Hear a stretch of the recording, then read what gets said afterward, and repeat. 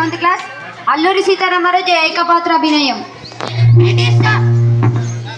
British సామ్రాజ్యం ఢిల్లీ పాలించాలంట వంగి వంగి సలాములు కొట్టినప్పుడు ఎక్కడుంది మీ బ్రిటిష్ సామ్రాజ్యం?